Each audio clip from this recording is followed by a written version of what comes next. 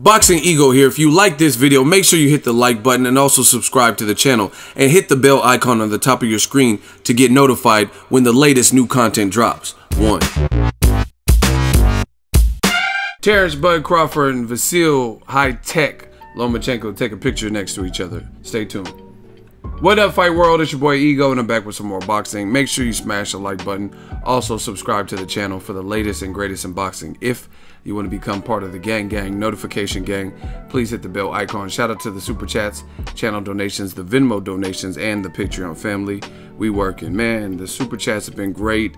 The engagement, the channel is growing. Now I wanted to make this video real quick because Terence Crawford posted a picture. He was backstage somewhere with Vasyl Lomachenko, and then he just posted the picture.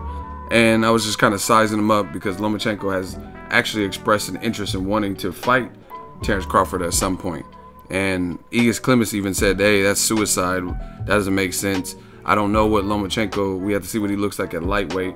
I'm a bit skeptical of his true power despite his record. I think he more so his ring IQ is up there, so he frustrates people and they can't hit him, or they can't get off like they want to, and then they end up quitting because they're, getting blasted with speed, and he's just too busy for him. But we'll see. Personally, I don't really even want to see if put it this way. If Bob Arum and everybody, the media, wants to keep saying Lomachenko's #1 pound for pound, then yeah, he should fight Terence Crawford. But I'm okay with him not fighting Terence Crawford if they chill with that. Let him earn his stripes like everybody else had to do, and then that's good. But I mean, realistically, there's great fights for Crawford at 47. Errol Spence, you have Keith Thurman, guys he's interested in fight. Obviously has to get past Jeff Horn. And great fight for Lomachenko, Mikey Garcia. That could be an opponent for both. Mikey said he's going to 47. But this picture, when he posted it, Crawford posted it, it got me thinking. The boxing world, I'm going to keep this short, they should praise both of these guys right here. Whether you have one #1 and one #2, personally I have Terence Crawford on my personal list. I don't really do a pound for pound list, like a detailed one from start to finish, 1 to spot number 10. But it's usually pretty easy to see who's the #1 spot at any current time. And I have Terence Crawford. I think he's the guy the first person to become undisputed in a gang of years since maybe Bernard Hopkins or Jermaine Taylor, something like that. But the reason both of these guys need to be praised is this. When he posted this picture, it got me thinking. Both of these guys are A-sides for the most part. Again, like Crawford against a ton of names at 140, he'd be the A-side. Lomachenko's got a lot of exposure, so he'd be the A-side. And look what they're both doing. There's a common denominator. When he posted this picture, I just thought about it. They are both moving up in weight, and in their very first fight in a new weight class, taking on a champion, a dangerous champion, stylistically dangerous champion, right? We'll see how the fights play out. But Jeff Horn, he's big, he hits hard, he has good power, he went to the Olympics, he's durable. He showed you in that, I think the 9th round when Pacquiao, he could take a shot, and he's not easy to break his will, because his eye looked fucked up. He looked like Seth Brundle, Jeff Goldblum in The Fly and shit, and his eyes needed stitches, but he kept trucking. So for Crawford, being a guy who's kind of wiry, lanky frame, moving up 7 pounds, that could be a dangerous fight. I'm picking Crawford to win that fight, just like I'm picking Lomachenko. But on paper, these are good fights. And Crawford is fighting Jeff Horn. There was a delay in the fight, but it got rescheduled for Las Vegas MGM June 9th. And in his very first fight at a new division, after just becoming undisputed, he's not cherry picking or not. He's fighting a certifiable guy that has some advantages maybe over him. He's proven more at welterweight than Crawford because Crawford has no fights.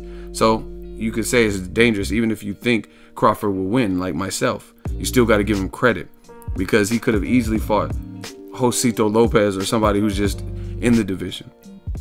Same thing with Lomachenko. He felt he can't get Gervonta Tank Davis or whoever he wanted at 130. So he said, you know what? Let me cut my weight cut, save myself some of the weight cut. I'll move up to 35.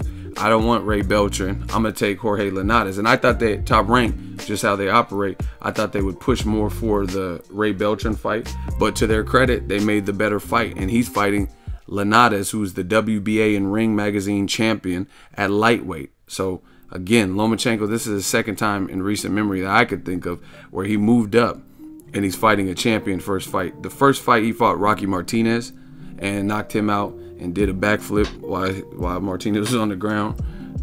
But this is, I think, if he can look sensational or look good in this fight, this will be more of a respected champion he's beating. Jorge Linares can scrap. He has good power, fluid combinations. He's taken his career losses and bounced back to become a champion. Very good fights here, people. Linares, Lomachenko, May 12th, Madison Square Garden.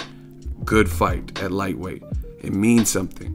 Crawford versus Jeff Horn at welterweight, it means something because the winner of that's going to be the WBO champion. So salute to both of these guys. I can't wait to look at both of these fights, and we need more of that in boxing. We got a lot of people, you know what I mean, you can't get in the ring, or my elbow, or whatever, you know what I mean. We got a lot of situations in boxing, and not everyone is doing this. Some people are like, hey, I'm using my A side, or I'm gonna take my time and no one's gonna rush me, I'm gonna do it my way.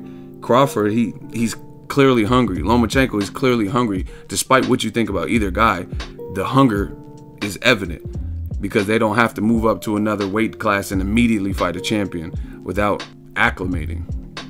Could be a risk.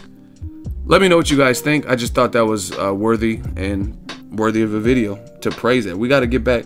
There's a lot of stuff going right for us in boxing. We can't just focus on fights that are having trouble being made. We got to look at and celebrate the people who are doing it right. The Errol Spences, the Lomachenkos, the Terence Crawford, Deontay Wilder. The guys pushing for the best. Let me know your thoughts. Drop in the comment section. Make sure you smash the like button. As always, hate, comment, and subscribe. Till next video is Ego signing off. So if you enjoyed this video and want more content like this on the channel, you can show your appreciation by going to the PayPal donate button or the YouTube support button. And you can donate any amount that you feel is equivalent to the value of this video. Much more to come. Thank you guys for your support. Boxing Ego, the future of boxing.